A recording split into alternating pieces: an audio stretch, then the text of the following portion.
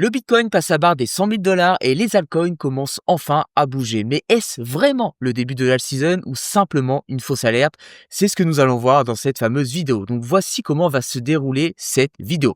Première partie, on va voir justement ensemble si c'est le début ou non de l'alt season et si ce n'est pas juste une simple fausse alerte. Deuxième partie, je vais vous présenter une liste de crypto-monnaies que je trouve très intéressantes et qui peuvent très bien se comporter sur l'année 2025. Et troisième et dernière partie, je vais vous partager une crypto-monnaie que je trouve également très intéressante et qui peut potentiellement exploser dans les semaines et même dans les mois à venir.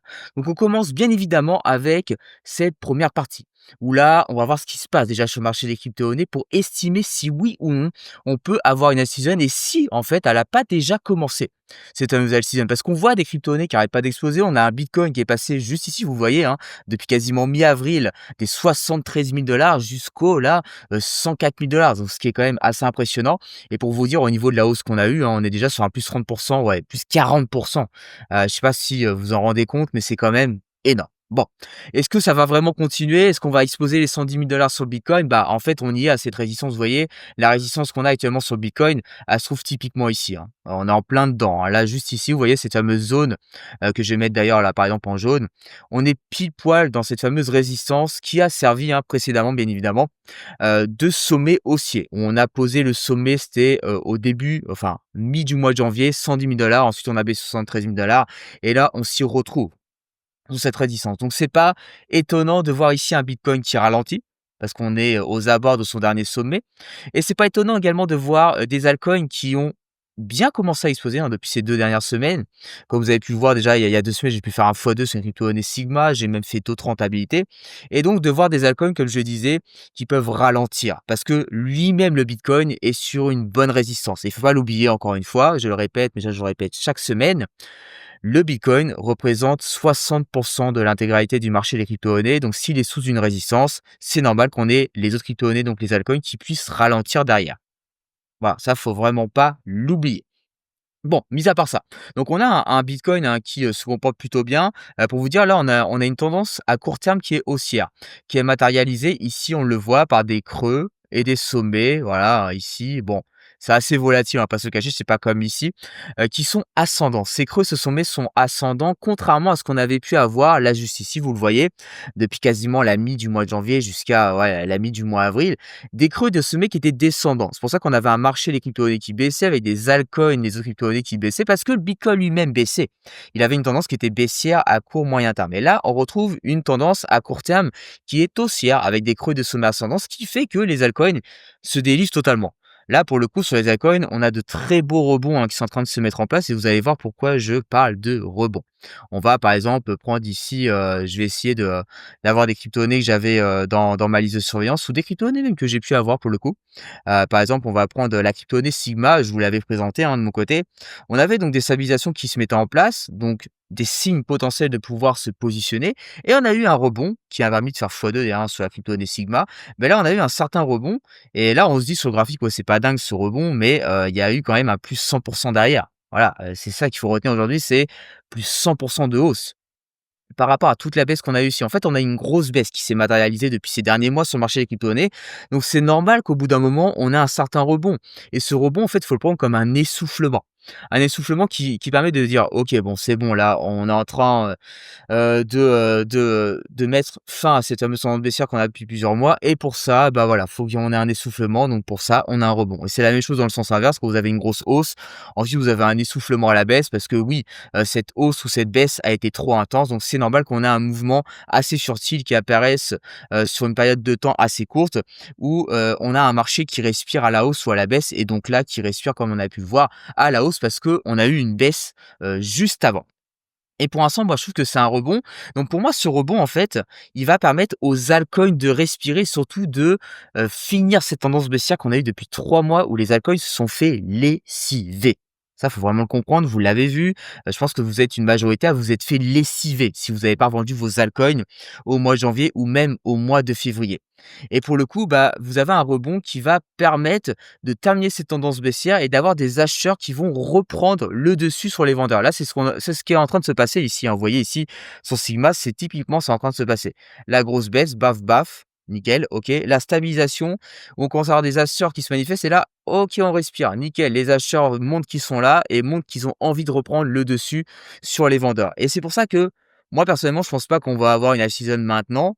Dans l'année 2025, pourquoi pas, mais là, maintenant, pour l'instant, je pense pas. Dans le sens où pour moi, on a besoin d'avoir un marché qui se stabilise et qui fasse comprendre que voilà, cette tendance baissière, elle est terminée et OK, là, on va se stabiliser pour là, par contre, derrière, avoir une all season, voilà, et qui commence potentiellement vers, la fin de l'été 2025, pourquoi pas?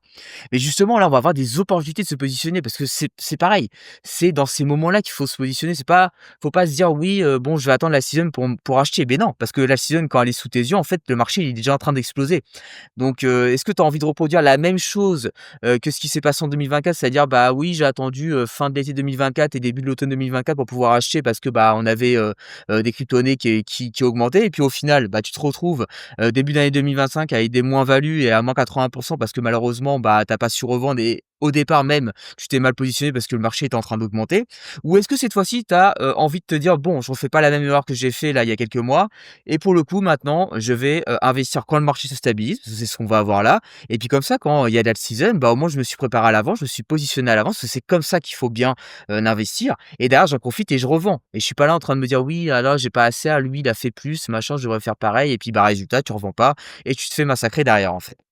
Voilà, donc si vous voulez comprendre d'ailleurs toutes ces choses-là, je vous invite à aller voir le lien qui se trouve en description de cette vidéo. Je vous ai, donné donc un atelier gratuit. C'est une vidéo qui dure une vingtaine de minutes. Vous vous inscrivez, vous la regardez, vous allez comprendre les tenants et les aboutissants de comment je gagne de l'argent sur le marché des crypto-monnaies, comment j'achète au bon moment, comment je vends au bon moment et surtout comment je vais choisir mon opportunité d'investissement, hein. Bien évidemment, il y a 10 000 crypto-monnaies, donc il faut choisir les bonnes. Comment je fais tout ça pour vous pouvoir gagner de l'argent, être rentable et pouvoir générer des revenus complémentaires sur le marché des crypto-monnaies. Voilà. Donc pour moi, comme je vous l'ai dit, on a, donc un bitcoin qui se comporte très bien, qui est sous résistance actuellement. Attention, donc pour ça, je pense qu'on peut, j'ai du mal à croire qu'il va péter les 110 000 $ pour l'instant. Après, vous voyez la tendance elle est haussière à court terme, donc on peut très bien continuer comme ça, il y a pas de souci. On est sous une belle résistance et faut faire attention à ce qui se dit un peu à droite à gauche avec l'alt season.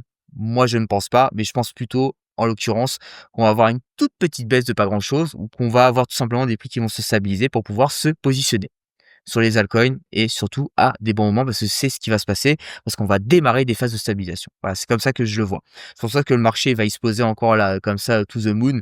Généralement, ça se passe pas trop comme ça. Il y a besoin d'un petit laps de temps pour se stabiliser qui peut peut-être ne pas durer très longtemps, on verra.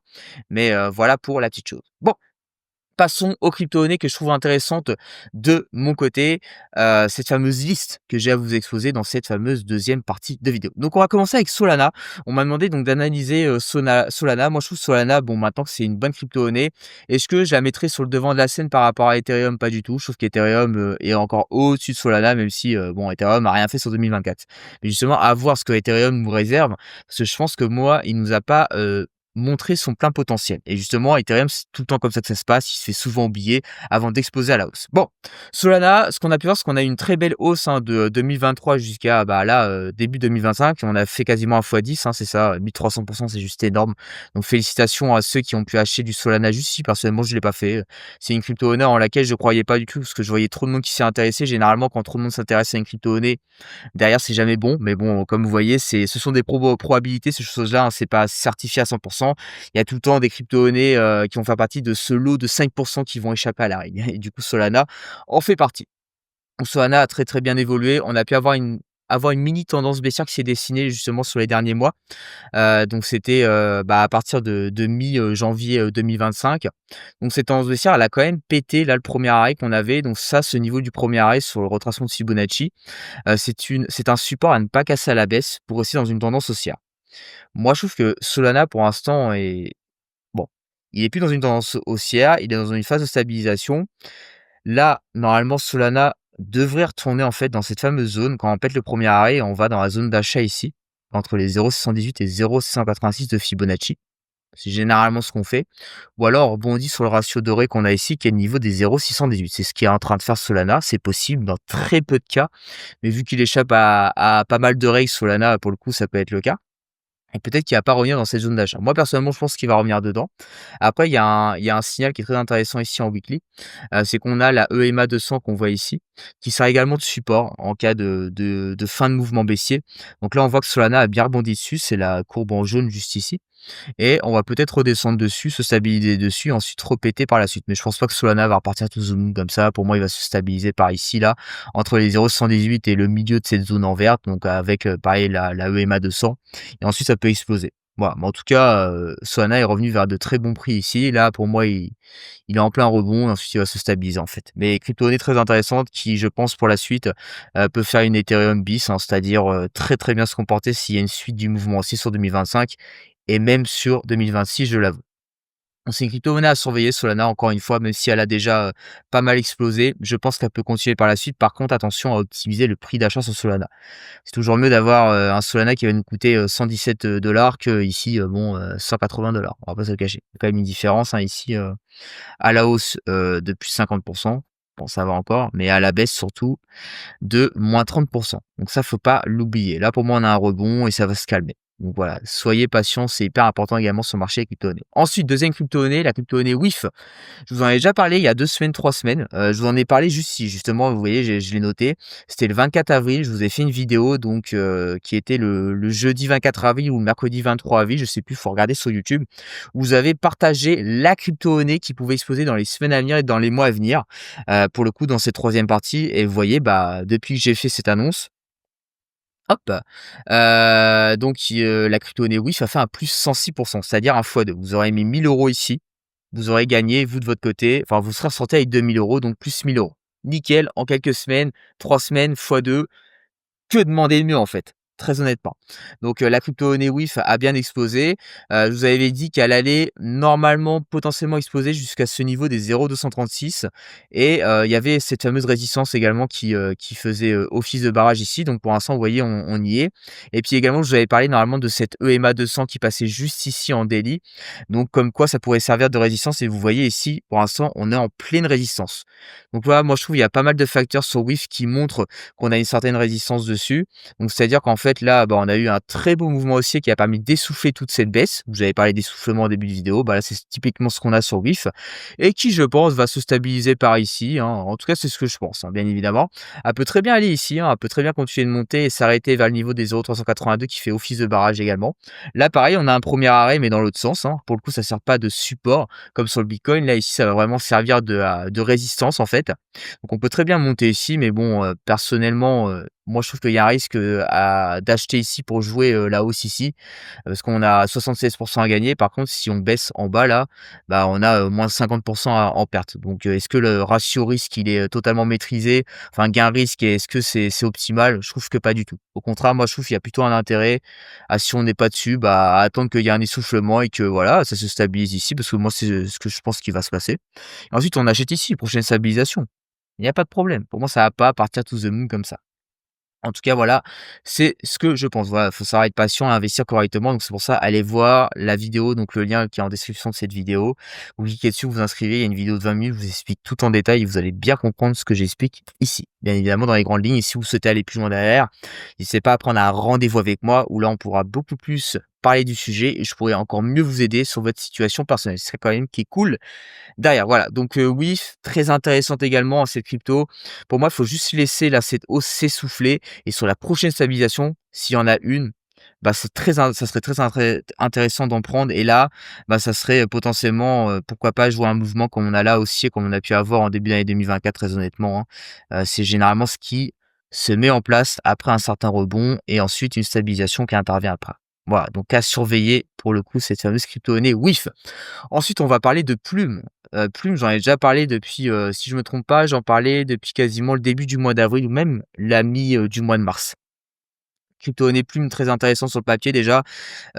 Secteur des RWA, donc très, très bon secteur, un narratif. En plus, c'est une jeune crypto-monnaie et qui a été très résiliente. C'est-à-dire que sur la baisse du marché des crypto-monnaies depuis ces derniers mois, bah, elle, la crypto-monnaie Plume n'a pas forcément beaucoup baissé et elle a quasiment même pas baissé en fait. Vous voyez, on est en pleine stabilisation ici. Il y a des acheteurs qui n'arrêtent pas de se manifester avec des W, qui tiennent face aux vendeurs. Pareil ici. Et pour le coup, ça en fait d'elle une crypto-monnaie qui est très résiliente et donc une crypto-monnaie qui peut être très intéressante sur l'année 2025. Alors est-ce qu'elle va aller, aussi, vite dans les mouvements haussiers que les autres crypto-monnaies là qu'on a pu avoir depuis quelques semaines? Pour l'instant, je pense pas. Mais au contraire, il faut savoir que plus c'est long, plus c'est bon. Voilà, la stabilisation. Donc, c'est-à-dire que, à la fin, en termes de hausse, on peut avoir un très, très beau mouvement haussier parce que les gens vont s'y désintéresser et ce qui fait derrière que, on peut avoir une très belle hausse et ensuite les gens vont revenir dessus quand ça sera en train d'exploser, donc quand ça sera pas le bon moment. Voilà, ça faut pas l'oublier. Donc on a une très bonne stabilisation, stabilisation 1 ici validée, stabilisation 2 ici en train d'être validée, ce qui en fait d'elle une crypto-monnaie très intéressante, pour pouvoir, spéculer, hein, bien évidemment sur, le prochain mouvement haussier qu'il y aura et donc un mouvement haussier qui partirait comme ça en flèche, hein et donc là, c'est ce qu'on va rechercher cette crypto-monnaie, donc on va voir jusqu'à temps que ça se stabilise. Est-ce que ça va partir comme ça d'un coup? Je sais pas. Est-ce que pour le coup, ça va se stabiliser encore plus là? En vrai, pourquoi pas, hein. Si c'est le cas, on pourra en racheter, hein, dans tous les cas. Mais ouais, c'est une très bonne crypto-monnaie. En tout cas, moi, de mon côté, je la trouve très intéressante. À voir bien évidemment ce qui se passe par la suite derrière. Ensuite, on va parler également de la crypto-monnaie ARC. Une crypto-monnaie que j'ai trouvée donc, avec, mon screener de mon côté. Donc, j'en avais déjà parlé d'ailleurs, on me l'avait partagé, il y a quelques mois. Ici, c'était au mois de février justement. Quelqu'un m'avait dit de pouvoir l'analyser et pour le coup, vous voyez, ce que j'avais tracé, c'est qu'on avait une stabilisation ici. Par contre, à voir si cette stabilisation allait durer. On avait un petit ralentissement ici et si c'était le cas, OK et sinon, vous voyez, pour le coup, on n'a pas eu de stabilisation et on a eu un mouvement baissier. Là, pour le coup, par contre, vous voyez, on a une stabilisation qui est en train de se dessiner. Et là, ça en fait une crypto-monnaie intéressante. C'est pour ça que je vous dis à chaque fois, attendez que la stabilisation soit bien en place, parce que malheureusement, si elle n'est pas en place et vous dites, OK, j'achète ici, parce que les gens ont dit que c'était bien, ce qui paraît, on avait un bon prix. OK, mais tu t'es mangé quand même à -78% derrière parce que vous voyez, vous aurez attendu une vraie stabilisation. Ici, là, vous serez positionné à des prix intéressants avec moins de chances que ça baisse. Et là, vous vous positionnez ici. Imaginons ici, hein, si ça monte et ça vient à là où vous aurez dû potentiellement acheter, vous voyez juste ici, vous êtes déjà à plus 200% alors que le mec qui est ici, il est à 0% de rentable. Vous êtes déjà sur un x4 alors que lui, il a même pas fait 1% de bénéfice. Vous voyez d'où l'importance d'acheter un endroit qui est intéressant et c'est pour ça que je vous renvoie vers ce lien qui est en description de ma vidéo parce que c'est ce que je vous explique. Comment trouver des opportunités, surtout comment acheter au bon moment. On n'y pense pas assez ça, acheter au bon moment et on le voit généralement à la fin. Quand on est en plein dans un mouvement baissier, quand on arrive à la fin de ce mouvement baissier, on se dit: «Purée, ouais, je suis à moins 80%». Alors que vous aurez acheté au moment intéressant, vous aurez pas cette perte-là, en fait. Voilà et ça, c'est hyper important de le comprendre. Voilà et de pas se faire avoir et de se dire à la fin: «Ah ouais, si j'aurais su, j'aurais gagné du temps et de l'argent en plus. Voilà, donc vraie stabilisation et là pour le coup, on a la stabilisation. Donc moi j'aimerais bien que ça se stabilise encore un peu là, quelque chose comme ça. Hop, hop, hop, hop, hop, nickel et ensuite pourquoi pas, tac, on rentre, nickel, ça remonte ici, on est déjà à plus de 100. Lui il est à 0. Nickel, OK. C'est comme ça qu'on investit correctement et ensuite, voilà, on aura déjà pris des bénéfices ici. On se sera déjà payé, déjà rentabilisé. Lui, il aura même pas eu 1% de bénéfice alors que nous, on aura déjà protégé notre investissement et on sera encore en train de gagner de l'argent. Alors que lui, il aura rien gagné. Voilà. Et ça, c'est hyper important de le comprendre. Donc c'est pour ça, pour moi, ARC, il faut la garder donc dans sa liste de surveillance. En plus, c'est l'IA. Toutes les crypto-monnaies que je vous montre, c'est soit de l'IA, soit des mêmes coins. Bon, là, on a eu RWA avec Plume, mais c'est encore une fois les mêmes crypto-monnaies qui sont en train de décider de très belles choses par rapport à de ce qu'on avait pu avoir en 2024 où on avait déjà l'IA et les mêmes coins. Voilà. Pour l'instant, c'est que ça de bon. Enfin, ce sont que ces secteurs sur lesquels je vois de bonnes choses se dessiner. RWA également, vous avez vu avec Plume, ça bien évidemment, on le verra sur les autres crypto-monnaies. J'ai pas vu d'autres crypto-monnaies des RWA qui étaient intéressantes pour l'instant. Bref, maintenant, je vais vous partager une crypto-monnaie qui, je pense, peut exploser sur les prochaines semaines à venir et sur les prochains mois à venir. Alors, cette crypto-monnaie, c'est un meme coin. Il s'appelle JICO4. Comme vous voyez juste ici, JICO, là, au niveau du ticker, pour le rechercher sur une plateforme. Alors là, ce qu'on a eu, hein, une grosse descente. Hein. Vraiment, là, vous avez une giga descente comme sur la crypto-monnaie WIF, quasiment, hein, qu'on a vu il y a quelques minutes giga descente. Là, on a une stabilisation qui est en train de se mettre en place et à défaut, cette crypto-monnaie-là, elle a pas forcément explosé par rapport aux autres, alors qu'on a des crypto-monnaies qui ont quand même bien explosé depuis 2 semaines, donc à voir ce qui se passe dessus. Mais là, on est en plein dans la stabilisation. On est quand même sur le haut de la stabilisation, donc attention. C'est pas optimal. Moi, c'est vrai que j'aurais bien aimé voir cette crypto-monnaie, se trouver un petit peu ici. Vous allez dire: «Ouais, c'est pas ouf sur le graphique», mais vous voyez, il y a quand même un 20% de différence, je crois, hein, c'est ça? Moins 32% de différence, donc c'est pas rien. C'est sûr que quand on grossit, vous voyez comme ça là, il y a une belle différence, mais quand on voit comme ça, effectivement, on se dit: «Il y a rien». Bref, donc en tout cas, Moi, je trouve que vu qu'on est en pleine stabilisation encore, même si on est sur le haut, il y a moyen, de pouvoir bien augmenter. En fait, je vais toujours me référer également des fois par rapport à cette résistance de la EMA 200 qu'on a ici. Pour moi, on peut très facilement faire un x2 sur cette crypto-monnaie-là. Vous voyez, si on fait un x2, 100 on se trouve ici. La EMA, elle est ici. Donc ça nous laisse de la marge en termes de résistance. Après, c'est pour les plus fous, effectivement, on peut jouer la résistance, hein, et se dire, bah, parce que là, elle va rebaisser un peu la EMA, hein, faut pas croire qu'elle va rester ici. On peut se dire, on peut jouer à 170 150 de bénéf, pourquoi pas. Mais voilà, pour moi, il y a potentiellement un rebond à jouer comme sur BIF en fait, hein, exactement pareil quand j'en avais parlé. Par contre, en termes de perte ici, voilà, on serait sur un bon, moins 70 donc attention quand même, hein. Ça, faut en être conscient que si jamais ça valide pas la hausse, ça peut se stabiliser et si ça pète la stabilisation à la baisse, c'est à moins 70 au cas où. Mais je trouve que ça en fait une crypto-monnaie intéressante pour jouer un rebond dessus, pas pour jouer, voilà, un truc à x10, hein, mais je pense qu'il peut y avoir un certain rebond dessus. Voilà, en tout cas, c'est ce que je pense aujourd'hui par rapport à ce qui se dessine sur le graphique. Après, à mettre à jour, bien évidemment, mais pourquoi pas, avoir un petit x2 qui se joue dessus. Voilà pour cette fameuse crypto-monnaie qui peut être très intéressante dans les semaines à venir et même dans les mois à venir en termes de rentabilité. Donc en tout cas, si cette vidéo vous a plu, n'hésitez pas à mettre un like, n'hésitez pas à mettre en commentaire si vous voulez d'autres choses en plus dans cette vidéo et même si vous voulez que j'analyse certaines crypto-monnaies que vous avez en portefeuille, vous savez pas quoi faire et cetera, n'hésitez pas à mettre en commentaire ces fameuses cryptos pour que moi je vous dise ce que j'en pense, que j'analyse ça dans une prochaine vidéo, comme ça vous saurez quoi faire dessus. Voilà, donc on se dit à la semaine prochaine. Ciao.